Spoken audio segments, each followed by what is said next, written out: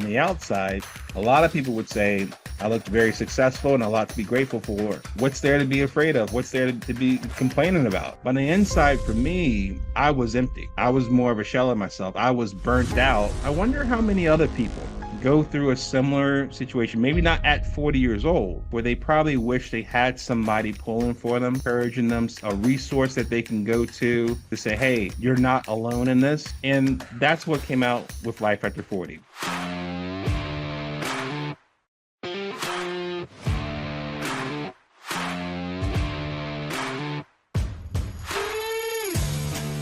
Welcome back, everyone, to the Salem Speakers Podcast. Today's guest is someone who has dedicated his life to helping people navigate one of the most important transitions of their lives. Phillip Blackett is a speaker, entrepreneur, best-selling author, coach, and founder of Life After 40, where he helps adults transform burnout into a midlife comeback. He's also the author of Disagree Without Disrespect and the 5 Skills That Make You Irreplaceable with Artificial Intelligence. Phillip has worked with organizations including FedEx, Goldman Sachs, Bank of America, and Chick-fil-A. He holds an MBA from Harvard Business School, a Master's of Divinity, and has built a movement around helping people thrive in the second half of life. Phillip, thank you so much for joining us on the show. I'm so excited to have you here with us today. Thanks so much, Jacob. Happy to be here with you. Well, before we get started, man, I would love for our listeners and for myself to learn just a little bit more about your story. So as we kick this thing off, what first led you to become passionate about helping people in midlife? Yeah, so I think the big thing is that Life After 40 really came from my own midlife crisis. Like what we're talking about here, Jacob, is Thanksgiving 2024, which also happened to be my 40th birthday. So at that time, I recently relocated from Boston down to Orlando with my family. We were celebrating for the first time with extended family members around the dinner table.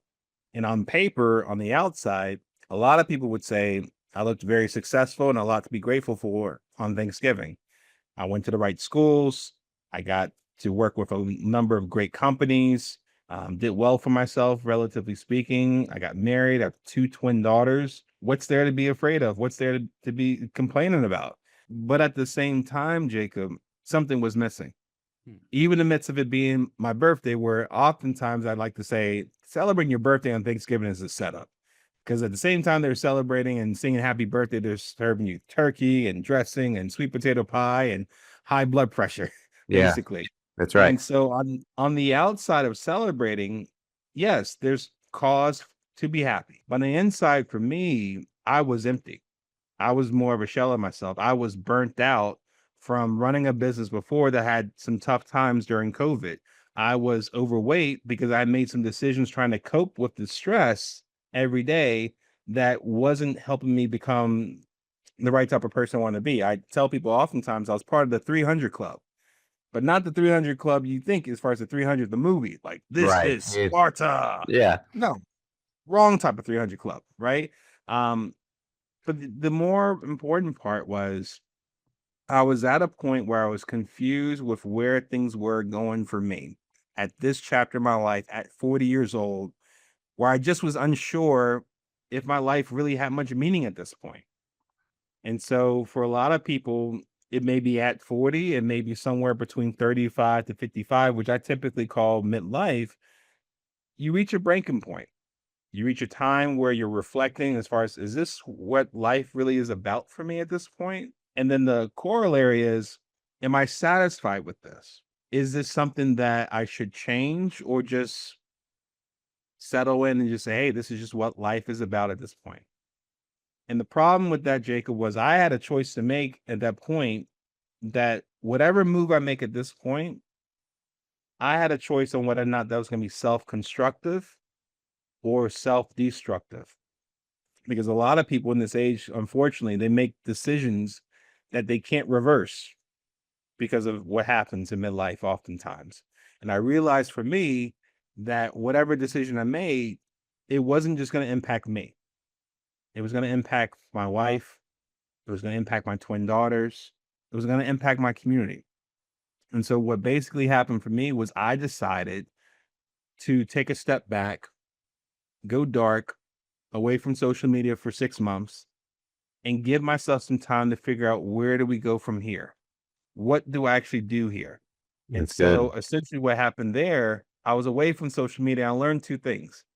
One, the world keeps spinning, regardless, whether you're sick or not, things are going well for you, it just keeps going. And two, oftentimes people don't remember you unless the algorithm gives them a reason to remember you. Yeah. So at that time, I recognized three people stood in and helped me understand that my life still mattered.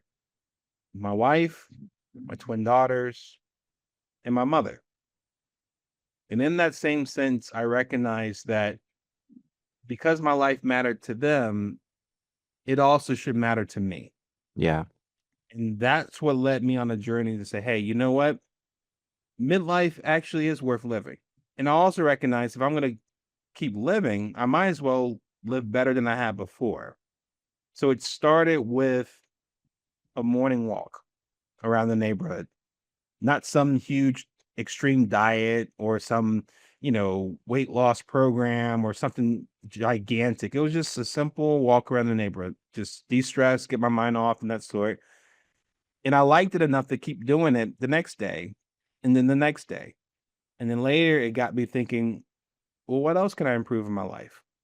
So I choose better food to eat. I actually stuck with sleeping 7 to 8 hours of sleep at night. And over time, Jacob, I got to a point over the next 3 to 6 months that I turned my life around. That's I had awesome. adopted simple, healthy, sustainable habits where I had more energy for my kids, more presence with my wife. And I felt like not only was I getting rid of the burnout, I was no longer part of the 300 Club, but I still wasn't quite sure what my life was going to be like as far as purpose once I got through this journey. And then the question hit me in the back of my head one day during my walk. I wonder how many other people go through a similar situation, maybe not at 40 years old, but somewhere in midlife where they probably wish they had somebody pulling for them, a resource that they can go to confidentially to say, hey, you're not alone in this. Here's how we can Absolutely. get out of this together. And that's what came out with Life After 40. It started off as a website. Now, 200 plus articles later, we're now getting into speaking, education, That's coaching, and leadership with the Yeah. goal of just helping adults in midlife transform their health, wealth, and relationships so they can thrive in the second half of life personally, lead their families well, perform at a higher level at work, and strengthen the communities around them. Man, that's awesome. And I'm glad that you're doing it because it is so needed in today's world. So now you kind of understand midlife crisis and we're talking midlife comeback. I mean, can you define, I guess, the difference there, right? Midlife crisis, the negative there, the midlife comeback, what you did. Do you have a definition for that in comparing the difference between midlife crisis and midlife comeback? I think it all boils down to a choice, Jacob, because what I often tell people is that if you live long enough, you're going to go through your share of good times and bad times. That's right. Things that cause you to reevaluate where life is for you or ask yourself the tough questions, or even one of the toughest ones is that, is life even worth living for me at this point? Yeah. And so part of it is maybe it might be because of a loss of a job. You Yeah. might have gotten your foreclosed on a home. You suffered a loss of a loved one, the breaking of a relationship, kids going out of the house. Now you're an empty nester. Who am I now?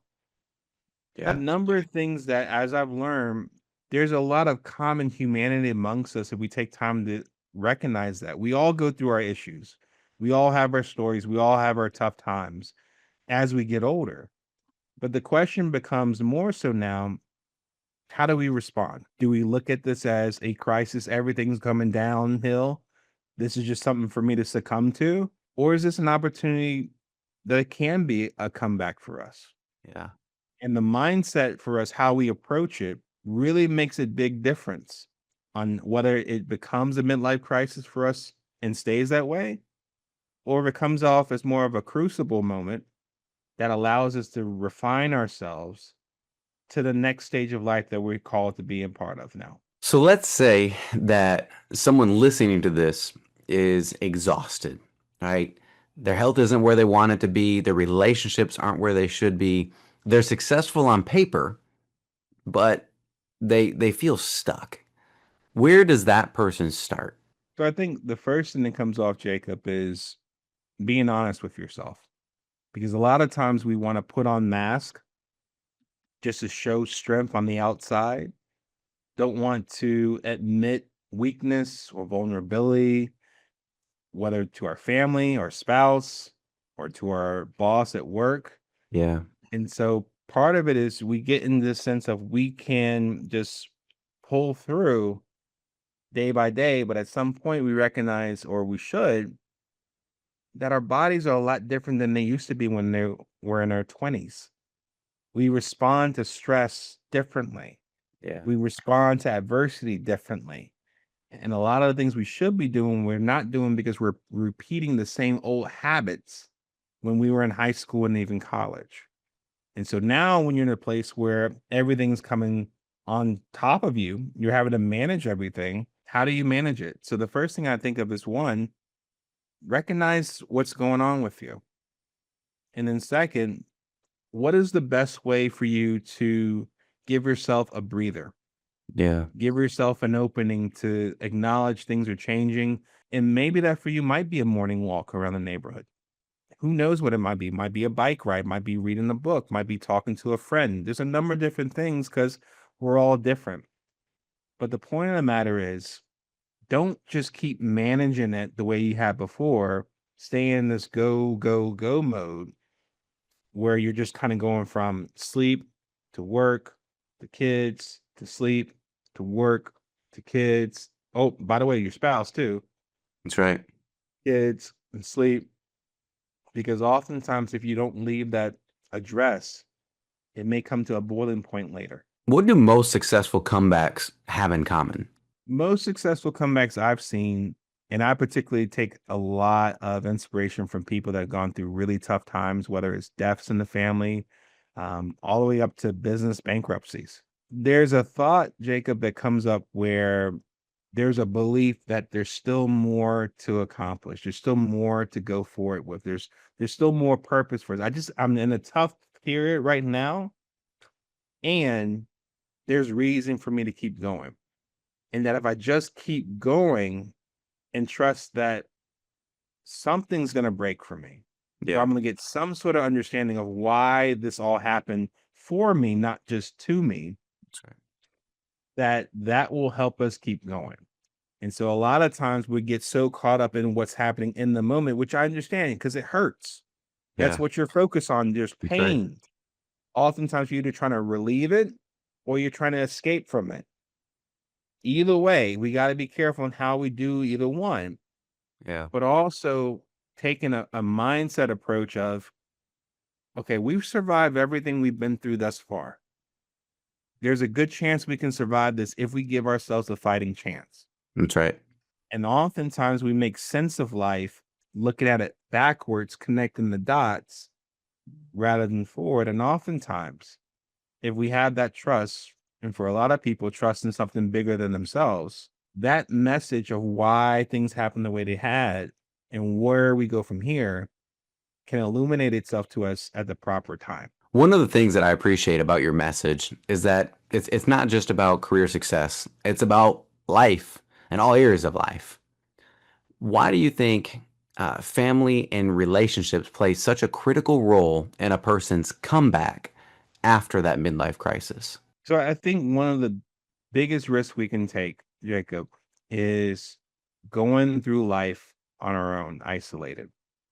Like I've been there where I had been unemployed, lived out of town in New Mm. Jersey, in my own place by myself, gotten behind on bills, wasn't so sure how long before they took the lights off. And it was just me. And I recognized at that point, a lot of people can go a different way on this one. And what helped me oftentimes was some sort of connection with friends that I trusted or family members to help keep me going. Because oftentimes when you're just immersed in just your own thoughts, whether enlightened thoughts or dark thoughts. That plays a role as far as where you go from there. Yeah. So oftentimes it's helpful to have some sort of connection, even if it's just one person that can help you understand, hey, I'm here with you. I'm supporting you. If you need a lifeline, if you need someone to help walk you through the next step, no matter how hard it can be, I'm here for you. Because oftentimes, especially in the world today that's surrounded by, cell phones and internet and social media, especially, a lot of people say that we're in the loneliest period in our lives compared to past generations. So you got a lot of people that are trying to figure things out on their own.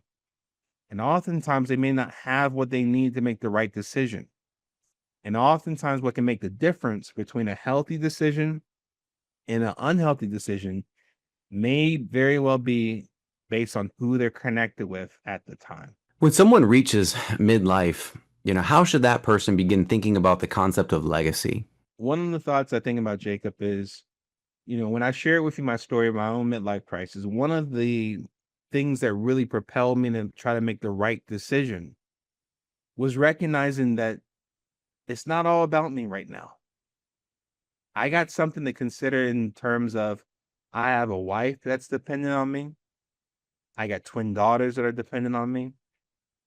And for some people, it doesn't stop them from making a drastic decision that they can't ever reverse, leaving their family behind to fend for themselves. But I knew that whatever I was going through, there was a legacy I was still building each day. And I had to be there to continue building it. What is the legacy for my wife and I's marriage going to be like? Yeah. How is that going to be an example for other people in terms of relationships? What's the example I'm going to lead to my kids? Something that's been passed down to me from my mom was the thought of when I was growing up and I started going to college and the real world, my mom said to me, Phillip, you've been kind of used to succeeding in almost everything you do, which is great. But here's my biggest concern. What are you going to do when things don't go well for you? Yeah. What are you going to do when life hits you in the mouth? Are you going to quit? Are you going to have a pity party for yourself? That's right. How will you respond? And that same question I want to be able to ask my daughters as they grow up into the real world, which can be pretty hard, harsh, and unforgiving. What are you going to do when life doesn't go your way? And I want them to be able to say, I followed your example, Dad. That's right. I can't be that example if I'm not here, Jacob. That's right. And so the thought is that for a lot of us, when we go through tough times, you got to think about it in the sense of, yes, we're hurting, we're going through something tough, but people are watching us. And it may be our own family, maybe the next generation. And the thought should be, how are we going to live our lives in a way that shows people, hey, life is tough. We all go through our issues. But a lot of times we have the utmost appreciation and reverence for people that say, hey, it's tough, but I'm going to tough it out. There's a reason for me to keep going. And that's an opportunity for us to have that sort of legacy built, not just on inheritance and, leaving money behind and possessions, but more so stories of grit, stories of courage, stories of faith under pressure, Right. faith over fear. And that's the type of thing I want to be able to leave not only for my family, but also inspire others to do the same for their own communities as well. You mentioned your wife is watching and your twin daughters are watching. What do you hope that your daughters could learn from the way that you're living your life now? I think the biggest thing I want them to learn is that life is not easy. We as parents want to protect our kids from every bad thing possible, even to the point of not having them ride a bike because we're afraid of the inevitable. They're going to fall. That's right. They're going to skin their knee. They're going to cry. They're going to think the whole world is going down. And oftentimes we recognize at some point we can't protect our kids forever. Yeah. We live in a fallen world. It's not perfect. That's right. And we have to recognize that evil is among us still. And bad people can do bad things, just like Yeah. good people can do bad things sometimes too and hurt others. And so I think at the same time, because knowing we can't protect them from everything, I want to be the right example for them on how to manage this world for as long as time as I have left here. And I know my wife feels the same, because one thing about it is we often go to our parents for some sort of inspiration on what to do and also what not to do. Yeah. And I want to make sure on that equation, there's more things I'm sharing by example, what to do, and also more instruction on what not to do to help them out as they get older and they get prepared to enter this real world with or without their parents. So unscripted and not in our outline that we chatted about. As someone who loves Jesus and someone who was working on their Master of Divinity, I have a degree in religious studies from Olivet Nazarene University. I think we share a similarity because you have a Master of Divinity in our love for Jesus. How has faith played a role in your journey as you went from midlife crisis to everything that it is that you're doing now? I think going to seminary for me during the time I was going through a really tough period in my business I was owning and managing Okay. probably helped save my life. Yeah. The reason why I say that was because I had been in the church for a long period of time. My grandparents were on the Sunday school board and deacon and deaconess of the local Baptist church in Memphis, Tennessee. And I was raised by a single mother, and oftentimes a lot of support I got from family came from my grandparents in the church. And so the thought for me when I was going through my tough period and my grandparents were no longer there, I had to still get support and strength and foundation anchored in something. And sometimes for us, Jacob, when we have it anchored in people, it makes sense at the time. But part of the challenge we don't recognize until oftentimes it's too late is that no one lives forever. Yeah. And at some point when somebody passes on and transitions, where's your faith coming from now? Right. Where's your inspiration? Where's your motivation to keep going coming from now? And for me, I had to get back rooted in the word of God for me. Yeah. So going to seminary and getting grounded, getting rooted in his word helped me stay on the right path, even when things were tough. And even when I went through my midlife crisis, Jacob, and I was reevaluating everything in terms of where things are, why are they happening the way they're happening, and whether or not it makes sense for me to wake up another day and keep going and keep fighting. A song that my grandmother taught me in church, in Sunday school. And you might know of it. And the song is called Because He Lives. Because He lives, I can face tomorrow. That's right. Because He lives, all fear is gone. Amen. Because I know, oh, oh, He holds the future. Life is worth the living just because He lives. Amen. And so from that standpoint, when I share with people that midlife is worth living and worth living well, part of that inspiration was realizing life is worth the living because of somebody greater than myself that came on this earth before me and helped reconcile me and you in relationship back to God in a sinful world that we all live in. And that's who I take my root from. Even if my grandparents have passed away, even if my parents passed away, even if it's just me, I know now where I get my help from. And it's from above. Yeah, amen. Man, I'm glad we did that and segmented there. You know, without Jesus, we are nothing. Without that relationship with Jesus, we are nothing.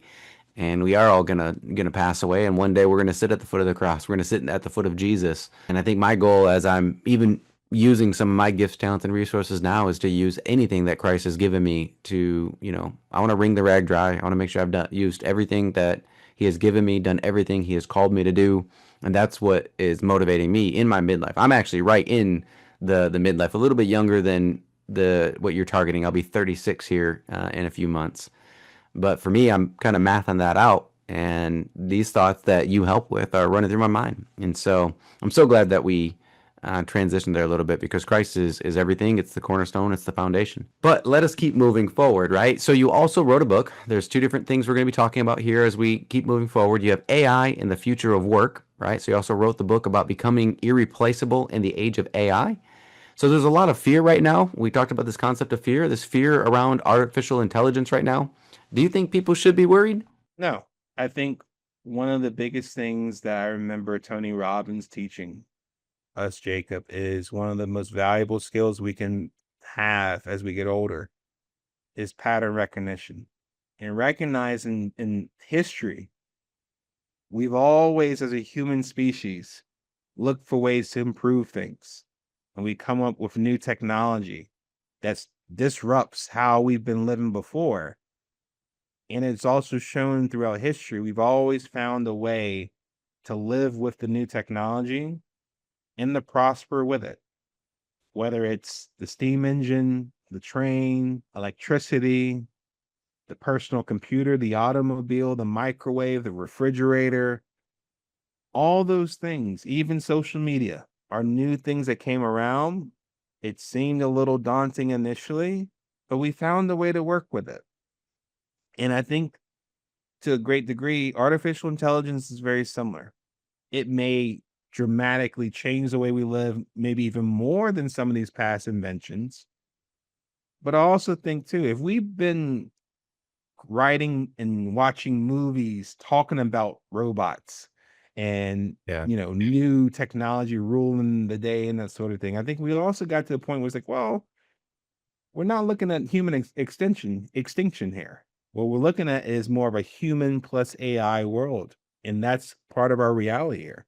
Yeah. But I do also think, Jacob, it does still come down to a choice. We can choose whether to learn this new technology, learn how to utilize it, and then be able to succeed in part because of it. Or we can make a choice like many have done before with past technologies. Oh, that's just a fad. Mm, It'll pass over. There's yeah. no reason for me to take a look at it. I'll just put my head in the sand like an ostrich, cross my fingers, hold my breath, and also wish that I'm right in the end and no one tells you I told you so. And Yeah. so I think a lot of it has to come down to, Jacob, what is our choice going to be? Are we going to learn skills that AI cannot easily replicate and duplicate and double down on that? Or do we just run ourselves the risk of being commoditized? And when that company decides to make a tough move on whether or not to keep some people on the team or not, are we on the chopping block potentially because we didn't take the time to learn? We Right. didn't take the time to adjust. We didn't take the time to learn how we can be the linchpin that they say, hey, where we're going, we got to have Jacob on board. We got to have Phillip on board because they're going to help us towards the future rather than hold us back. If someone wanted to get a copy of that, if somebody wanted to look up and get a copy of AI in the future of work, where is the best place for them to get their own copy? So the best I would say is for that book in particular, as well as other books I've written on AI. Go to phillipblackett.com. It has a list of all my resources that are available for people to get a hold of, Awesome. dealing with health, wealth, and AI, or relationships. They're all included there. Well, let's talk about another one, right? So you wrote the book. You wrote the book on it, Disagree Without Disrespect. And honestly, that message feels more relevant than ever, too. I mean, you're just kind of checking all the boxes, if you will. So why do you think we've become so divided? Or teach me a little bit about what disagree without disrespect really means. Yeah, so I think the biggest thing, Jacob, is recognizing that our world, for better or for worse, I would probably argue for worse, is becoming much more polarized, much more divisive, much more tribal in how we view one another, Yeah. simply because of differences of opinion. And so a couple years ago, I wrote this book, Disagree Without Disrespect: How to Respectfully Debate with Those Who Think, Believe, and Vote Differently from You, Hmm. primarily to help address this. Yeah. Because we're in a world today, especially with social media, that part of the name of the game here, Jacob, is how do I get more likes and comments and shares on my posts? Yeah. And unfortunately, we live in a world today that people are much more inclined to reward those attention metrics based off negativity that's spewed out, Yeah. and how we can have a we versus them. And so is a bad person. And we just can't stand them. We hate that person. So there's a spirit of divisiveness that has pervaded this whole world in a greater field than it has before. And unfortunately, it is dividing relationships in terms of couples, families, workplaces, places of worship, communities in general. But the problem is we don't have a sense of knowing how do we best right that ship. Yeah. And I wanted this book to be a guide for people, whether, in corporate workplaces, in schools, families, communities in general, to understand how can we respectfully disagree with somebody and still love and respect that person as a fellow human being. Because I can promise you this, Jacob, if you and I spent a whole day together, I can guarantee you there's going to be a number of things that we agree on. Hmm. I also can guarantee you, if we spend a whole day together, That's right. there will be some things that we disagree on, That's right. whether subtly or passionately. But yet and still, that's going to be the case with everyone. So what separates everything else is, Jacob, how do I still respect you as a colleague, as a friend, as a fellow brother in Christ, for example? Yeah. Even if we disagree, that's the key, because it's so much easier to find fault in other people. It's a lot different skill to find common ground with somebody and allow yourself to have empathy towards that person and find ways to work with that person and love that person and respect that person in a way that can be a shining light for others, as far as this is the way things should be done. Because otherwise, this whole sense of division, this is not going to be a happy ending that comes out of it. And so I want this book and speaking about it to communities, the world around us, to help shine a light in a relatively dark world because of this division. If there was one thing that you could leave with our listeners today, one thing that they could walk away with, what would that one thing be? I think the biggest thing I would say, Jacob, is midlife is worth living and worth living well. You see, a lot of us go through tough times and we have to make tough decisions on how we persevere and respond to what life brings us.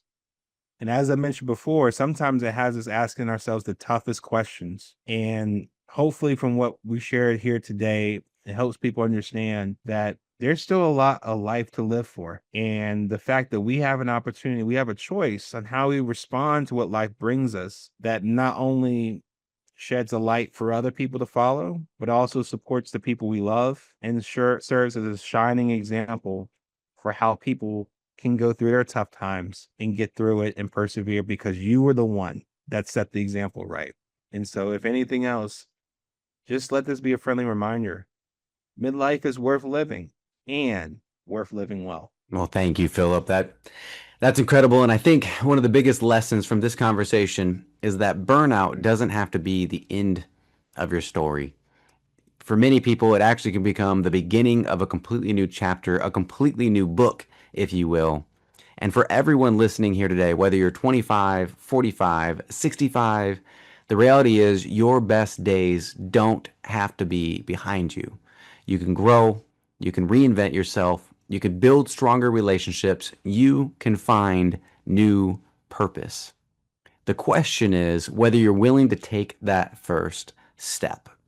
We have people just like Phillip here today, who wants to be able to help you take that first step with the resources, the experience, the testimonials to be able to do so as a speaker, coach, someone that we at Salem Speakers endorse. Phillip, where can people go? Again, I know we mentioned it earlier, but where can people go to learn more about you, your work, to connect with you, to book you, to hire you as a coach or a speaker, or just simply to get the wisdom that you are bestowing upon us today? Where is the best place to connect with you on socials, and where can they go to actually work with you? Absolutely. And so, to find more information and learn more about Life After 40 and what we're doing there, head on over to our website at lifeafter40.com. And to connect with me and see how we can work together, go to Phillip Blackett, lifeafter40.com and phillipblackett.com. Phillip, again, thank you so much for being here with us. And thank you, everyone, for joining us for another episode of the Salem Speaker Podcast.